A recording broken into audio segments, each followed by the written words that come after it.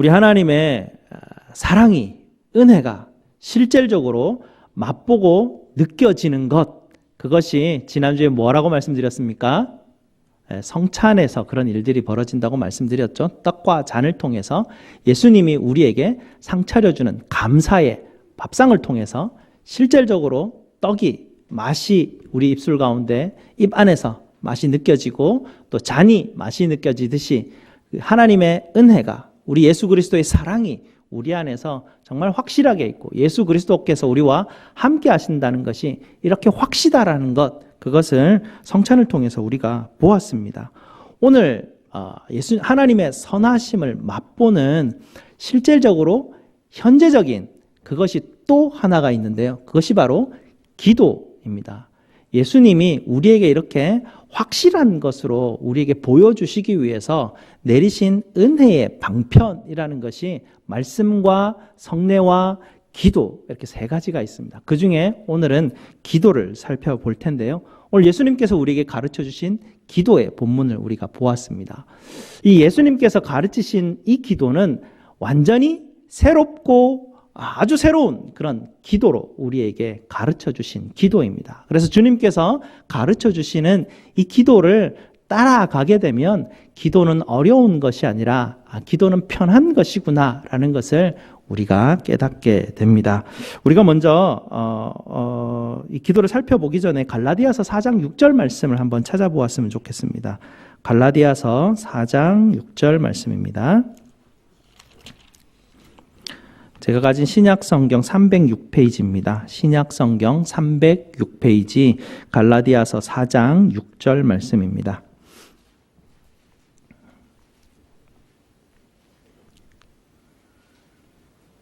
다 찾으셨으면 우리 다 함께 갈라디아서 4장 6절 말씀을 합독하도록 하겠습니다.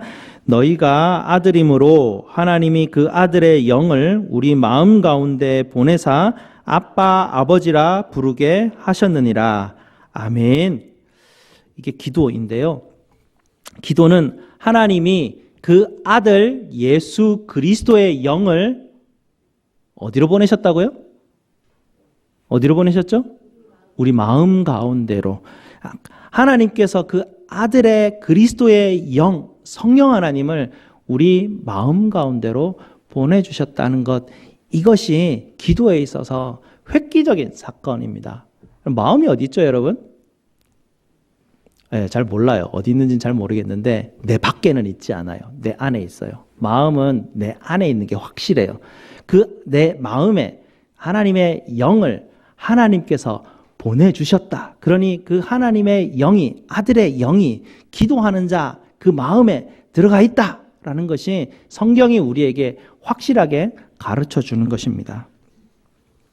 그분의 영을 하나님께서는 우리에게 선물로 주시는데요. 오늘 누가복음 11장 13절 말씀 마지막 부분에 보게 되면 구하는 자에게 내가 성령을 주지 않겠느냐라고 말씀하시는 것처럼 하나님께서는 하나님의 영, 또 아들의 영, 성령 하나님을 우리에게 선물로 주시는 분이십니다. 하나님께서는 성도들에게 예수님은 나의 구주이십니다 라고 고백하는 신앙인들에게 바로 이 큰 선물, 가장 좋은 선물을 하나님께서는 우리에게 주시기를 기뻐하시는 분이십니다.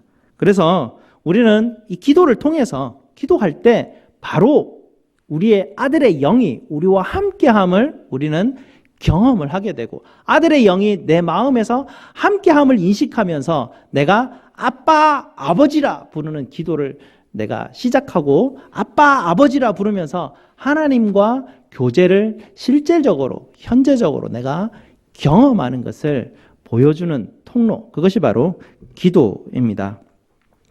예수님이 나의 주님이시라고 고백하면 너무나 자연스럽게 내 마음에 아들의 영이 들어오게 되고요. 아들의 영이 들어오면 너무나 자연스럽게 기도가 시작이 됩니다. 아빠, 아버지라 부르는 것이 기도의 시작이기 때문에 그렇죠.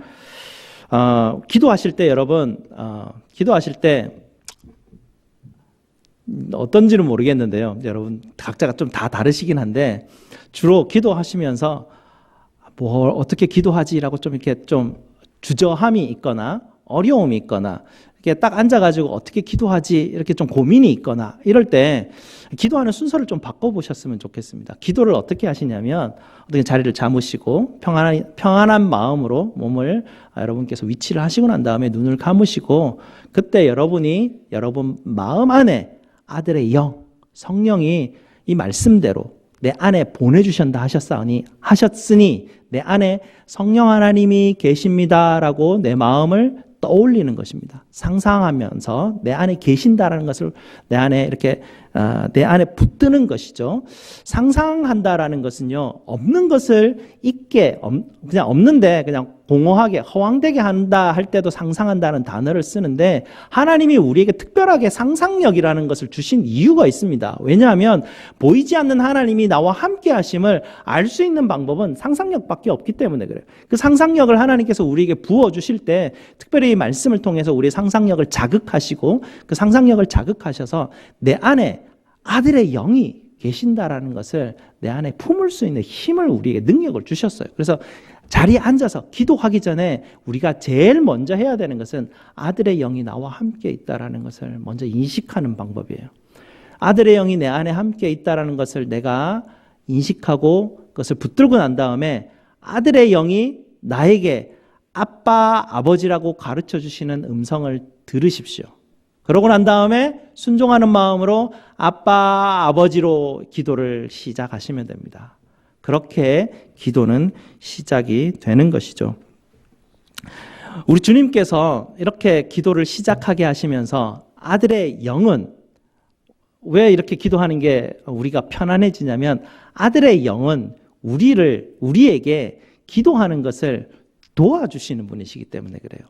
우리의 기도를 가르쳐 주시는 분이시기 때문에 그래요.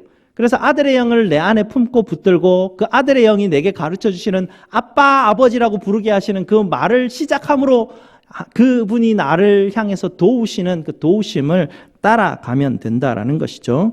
그래서 우리 예수님은 우리에게 기도하면서 기도에 대해서 또 오늘 기도를 전체적으로 이제 가르치는 이 부분들을 보면서 우리에게 알려주시는 것이 무엇이냐면 우리에게 특권이 있다라는 것입니다. 여러분 기도할 때 아주 오래 아주 좀 깊이 하나님 앞에 기도했던 어떤 목사님들, 어떤 영적인 분들, 그분들의 기도 자리에 이렇게 기념관 같은 데 가면 그런 자리가 있지 않습니까? 거기 가가지고 같은 자리에 이렇게 같이 무릎 꿇고 기도하면 기도가 좀 더 잘 되는 것 같은 느낌, 그런 느낌 가지지 않았습니까? 기도 자리 중에 제일 좋은 자리가 어디겠습니까? 예수님이 기도하신 자리. 거기만큼 좋은 데가 어디 있습니까? 예수님이 하나님하고 기도하셨던 그 자리에 내가 앉을 수 있으면 얼마나 좋을까라고 우리가 생각을 해보지만 예수님이 그렇다는 이야기를 우리에게 주십니다. 아들의 영이 내 안에 있으면서 나로 하여금 예수님의 자리에 앉아서 예수님의 언어를 통해서 하나님 앞에 기도할 수 있는 특권을 우리에게 부어주셨다라고 기도하는 이 방법으로 예수님이 우리에게 기도를 이걸 깨닫게 하셔. 이 특권을 가지고 있다라는 것을 예수님께서 우리에게 가르쳐 주셨습니다. 그러니 예수님이 하나님을 만나는 것과 같은 방식으로 우리도 내 안에 있는 아들의 영을 통해서 예수님이 만났던 하나님을 그대로 그 자리에서 똑같은 언어를 가지고 하나님을 만날 수 있는 특권을 우리에게 부여해 주셨다라는 것이죠. 또 하나는 무엇이냐면 그 아들의 영이 우리에게 예수님이 너희를 위해서 기도한 거 알지? 라고 가르쳐 주시는 것입니다. 요한복음 17장에 보면 예수님께서 제자들을 위해서 기도해 주셨어요. 그리고 요한복음 17장 20절에 보면 예수님이 이 자리에 있는 제자들뿐만 아니라 제자들을 통해서 복음을 들었던 다른 모든 사람들을 위해서도 내가 기도한다라고 예수님이 말씀해 주셨습니다. 그러니 예수님은 하나님을 믿는 성도들을 위해서 기도해 주시는 분이 예수님이라는 것을 우리가 알 수 있어요.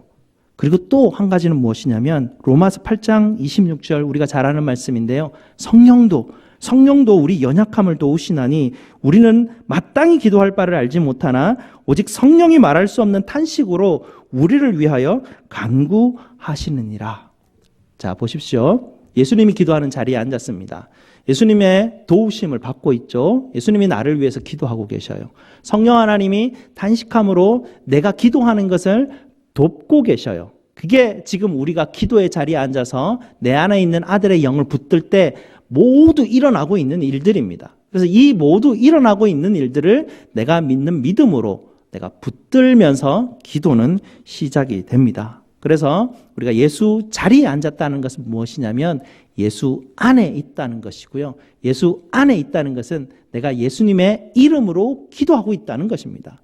우리가 기도 제일 마지막에 예수님의 이름으로 기도드립니다 라고 그렇게 기도하잖아요.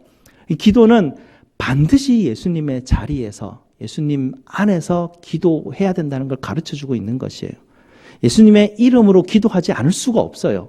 그렇게 기도를 해야만 하나님과 예수님이 기도했던 그 기도가 이루어지는 것이죠. 그래서 우리는 예수님 안에서 예수님의 이름으로 기도를 하게 됩니다. 그런데요, 예수님의 이름으로 기도합니다가 가장 마지막에 있지만 사실은 처음부터 아들의 영을 붙들고 우리는 기도하는 것이에요. 예수님의 이름을 붙들고 우리는 처음부터 기도를 하는 것이죠.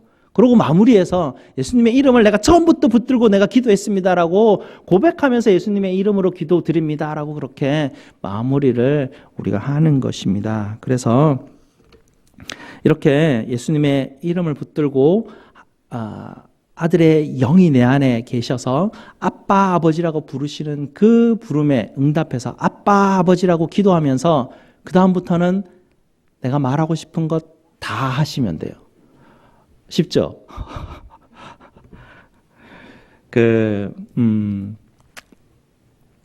여러분들이 저한테 오면 뭐 속에 있는 말 다 안 하잖아요.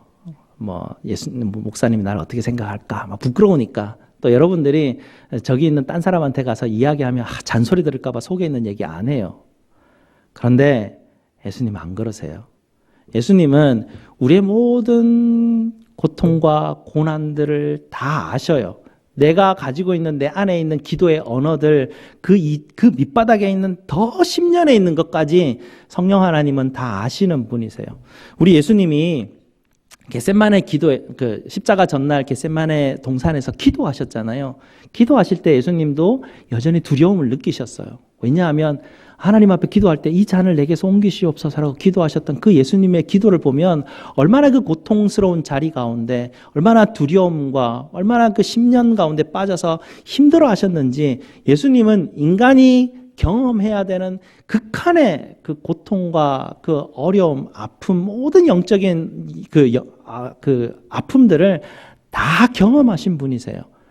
신이시기 때문에 우리의 연약함을 뭐 아시겠나 이게 아니라 예수님은 그렇지 않으세요. 다 우리의 모든 것을 다 경험하시고 실질적으로 아시는 분이시기 때문에 내가 힘들어요 말할 때 야, 내 네 마음 안다라고 얘기하시는 거예요. 잔소리 안 하세요. 그냥 다 들으셔요. 맞다 맞아 하고 다 내 편 들어주셔요. 내가 기도할 때 야, 네 그렇게 기도하면 안 돼 이렇게 얘기 안 하셔요. 내가 기도하고 내가 하나님 앞에 막 이야기하는 것을 다 들으시는 분이 바로 내 안에 계시는 아들의 영이셔요. 그렇게 우리는 편하게 기도를 시작을 하게 되는데요. 이때 일어나는 일이 뭐냐면 우리는 아들의 영을 붙들고 내가 원하는 것을 다 간구하는데요. 이 간구하는 모든 것을 통역해서 하나님 앞에 기도하는 분이 내 안에 계신다는 이야기예요. 아들의 영은 내가 기도하는 그 내용을 가지고 아들의 영이 하나님 앞에 통역해서 기도를 해주시는데 나는 지금 급하기 때문에 당장 이게 필요하니까 이걸 구하는데 성령 하나님이 내 안에서 가만히 보니까 얘가 저게 지금 문제가 있어서 이게 문제가 있는지도 모르고 이걸 구하고 있는데 성령 하나님은 내가 이거 구하고 있을 때 미리 여기에 있는 밑바닥에 있는 걸 구하고 계신다는 이야기예요. 그래서 여러분들이 기도할 때 기도한 대로 안 이루어지잖아요. 그런 경험 안 해보셨어요? 하나님 내가 이거 정말 필요한데 하나님 이게 내가 주십시오 라고 기도했는데 나중에 보면 더 좋은 게 오잖아요. 왜 그래요? 성령 하나님이 내 안에서 내가 진짜 필요한 걸 그분이 아시니까 그분이 구하니까 더 좋은 게 오는 거예요. 결국에는 그런 길로 인도해 나가는 것이 이게 기도에서 이루어진다고. 기도가 그러니까 얼마나 편해요. 그냥 내가 아는 선에서 내가 뭐 아는 만큼 내가 원하는 대로 막 기도하면 나를 도우시는 분이 내게 계시니까 내 아들의 영이 내가 원하는 대로 내가 원하는 게 내 안에 있는 10년에는 그게 뭔지도 모르지만 그분이 미리 알아서 내 힘들과 내 고통을 먼저 아시고 하나님 앞에 계속 간구하고 계시기 때문에 선함이 이루어지는 방향으로 계속 가게 되는 것이 기도가 그렇게 이루어지는 것이죠. 그래서 여러분께서 이제 기도를 하실 때 그냥 무턱대고 퍽 앉으셔가지고 하나님 아버지 막 그렇게 막 정신없이 막 나가지 마시고요. 이 기도를 하실 때는 순서가 중요해요. 앉으셔서 성령 하나님 붙드시고 성령 하나님께서 말하시는 대로 아빠 아버지 부르시고 내가 아빠한테 이야기한다는 거 인식하시고 그때부터 예수와 함께 아들의 영이 내 기도를 도우신다라는 그걸 늘 붙들고 기도를 계속 시작을 하시기 바라요. 그렇게 기도하시다가 보면 성령 아들의 영이 나를 붙들고 있다는 걸 기도하는 순간순간 자꾸 잊어버려요. 잊어버릴 때마다 아들의 영이 나와 함께 하신다. 아들의 영이 나와 함께 하신다. 이렇게 붙들고 기도를 계속해서 가야 돼요. 그래야 아들의 영이 나를 제대로 된 기도의 길로 이렇게 인도해 주시기 때문에 그래요. 아들의 영이 나를 붙들지 않으면 내 마음대로 가요. 그걸 뭐라 그래요? 나 기도라 그래요.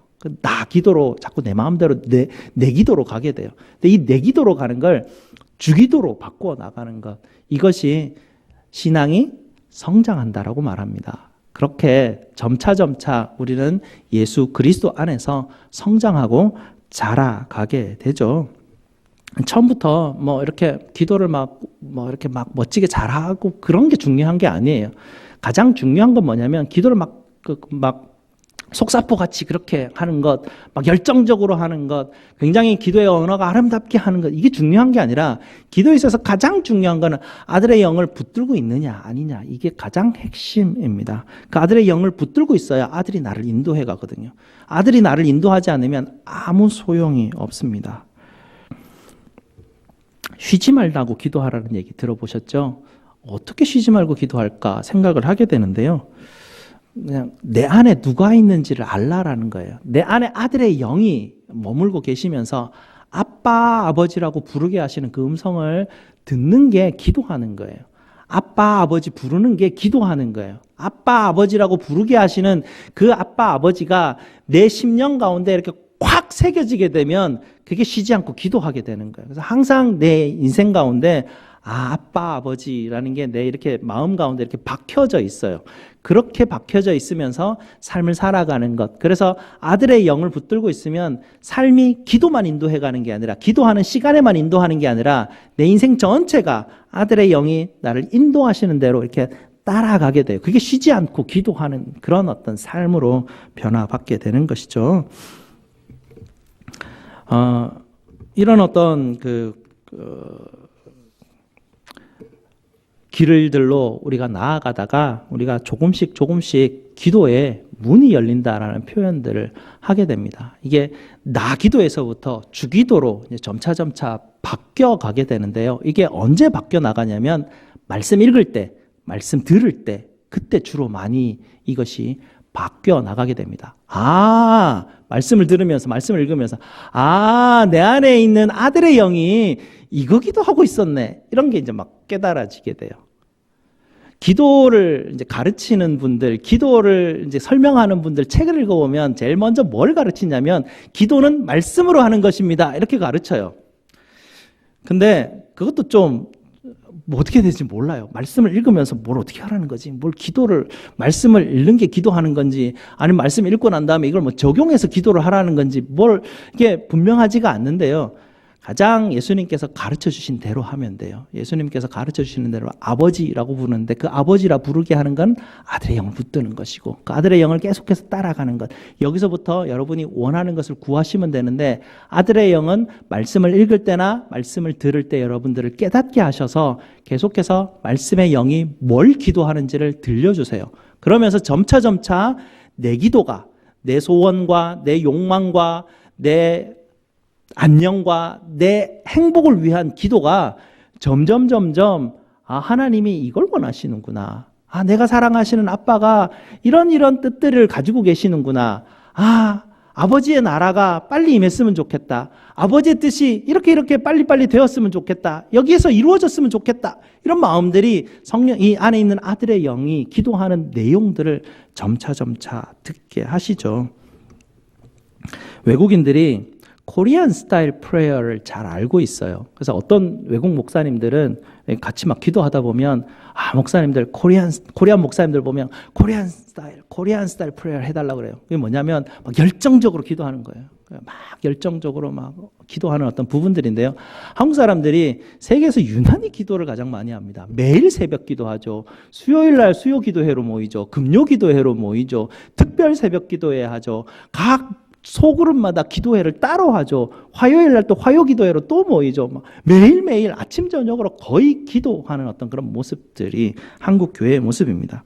이 외국에서 목사님들이 한국 교회의 성장과 한국 교회의 모습을 탐방하러 와가지고 2번 놀란다고 하는데요.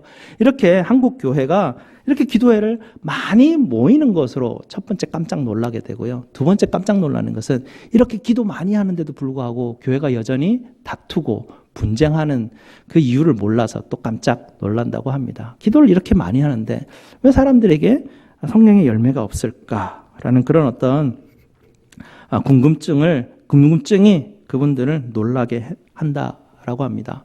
이 기도를 자기 소원과 자기 욕망을 이루는 도구로 사용했기 때문에 그렇습니다. 한국 교회가 나 기도에서 벗어나지 못하고 계속해서 나의 욕망을 추구하는 도구로 기도가 도구가 되었기 때문에 주 기도로 성장하지 못하기 때문에 일어나는 일들이죠. 기도를 도구로 쓰시면 안 됩니다. 예수님이 가르쳐 주시는 기도는 내 안에 하나님의 아들의 그 영을 붙들고 그 영의 인도함을 따라가는 것인데요. 그 영의 인도함이라는 것은 인격적인 것입니다. 도구화할 수 없는 것들이에요. 그래서 그걸 도구로 삼아서 내 욕망을 성취하는 것, 그것은 기도가 내 영을 따라 기도하는 거예요. 내가 원하는 대로 내가 가고 싶은 길로 내가 기도하는 거예요. 그럼 누구한테 기도하는 겁니까? 내가 가고 싶은 길로 가면 거기 하나님 없어요. 나는 하나님한테 기도한다고 하나님 해주세요 막 이러는데 그 안에 있는 영을 따라가지 않기 때문에 내 영을 따라가면 거기 뭐가 있는지 모른다니까요. 하나님 아니면 사탄이죠. 뭐가 있겠어요 거기에. 그러니 기도할 때 영을 붙들지 않는 건 심각한 문제가 거기서 생기는 것이에요. 그러니 아무리 기도를 많이 하면 뭐합니까? 아들의 영을 붙들지 않고 기도하니까 잘하지 않는 거죠. 계속 다기도에 머물러 있는 것입니다. 기도할 때마다 하나님의 영을 붙들고 기도하시기 바랍니다. 또 예수님이 우리에게 경고해 주신 것 중에 가장 위험한 것이 무엇이냐면 외식하는 기도입니다. 외식하는 기도가 가장 위험한 기도라고 주님께서는 우리에게 말씀하십니다. 왜냐하면 우리 안에 욕망이라는 게 있어요. 우리 안에 이게 욕심이라는 게 있는데 이 죄된 욕망의 극한에 이르게 되면 영적인 욕망이 생기거든요. 이게 굉장히 심각한 겁니다. 이 육적인 욕망들은 눈에 다 막 드러나요. 그래, 저 사람 욕심 있다. 자기도 알아요. 나도 욕심 있다는 거. 그러니까 어떻게 해요? 내가 욕심이 있으니까 어쨌든 말씀을 자꾸 듣다 보면 나도 변하겠지.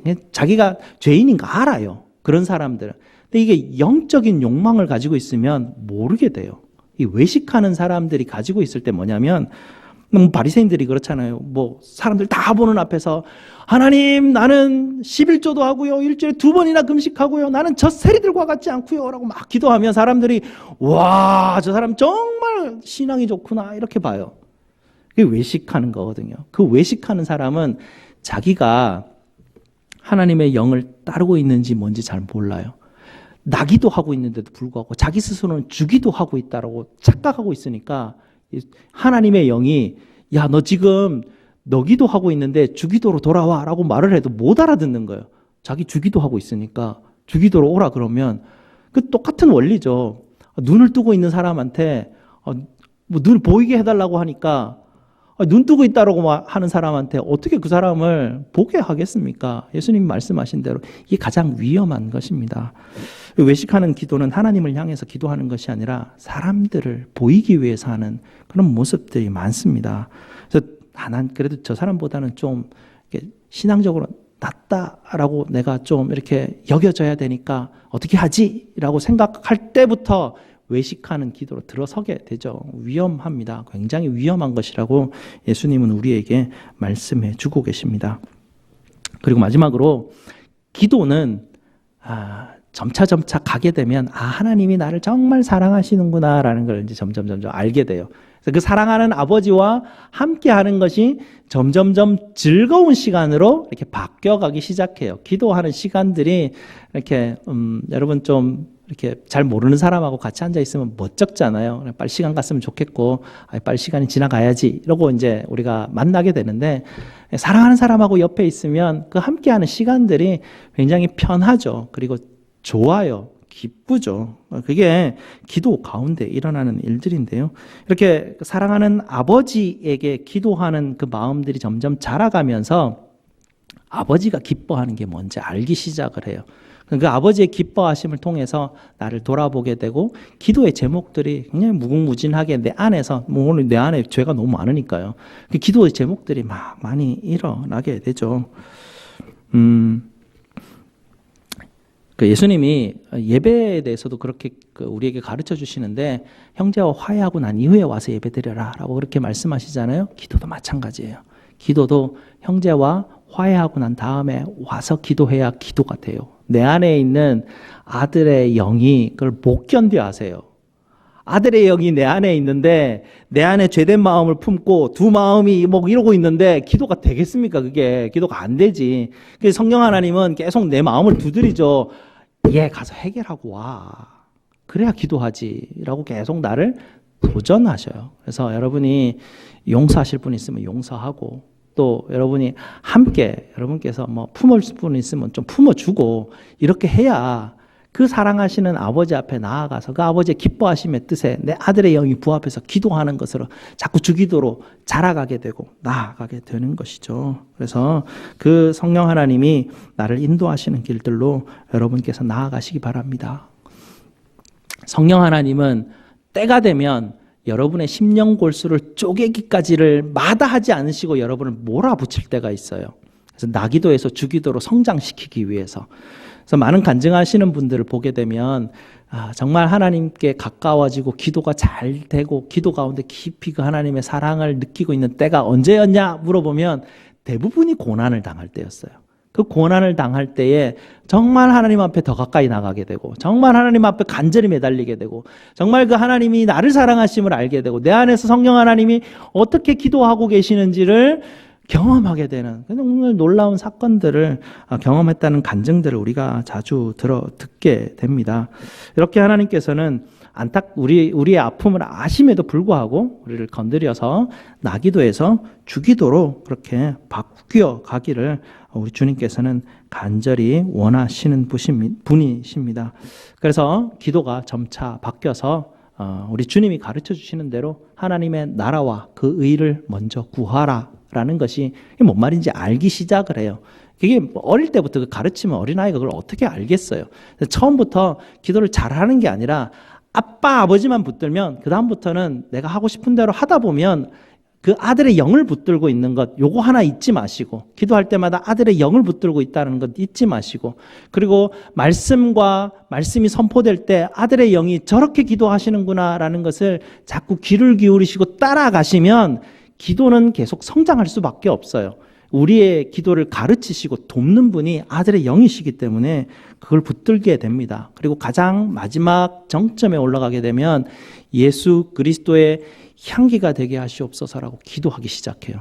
그게 무슨 기도냐면 예수님 닮기를 원하는 기도를 어느 순간부터 이제 하기를 시작을 해요. 그래서 예수님 닮기 원합니다라고 기도하는데, 그 기도가 나오기 시작하면서부터 옛사람이 벗어지게 되고 새 사람을 덧입게 되고, 그때부터 예수의 증인이 뭐라는 게 나는 의도치 않지만 주변에서 그런 일들이 막 벌어지게 돼요. 저 사람 바뀌었다? 이상하네? 특이하다? 뭐 이렇게 이제 그런 일들이 벌어지게 되죠.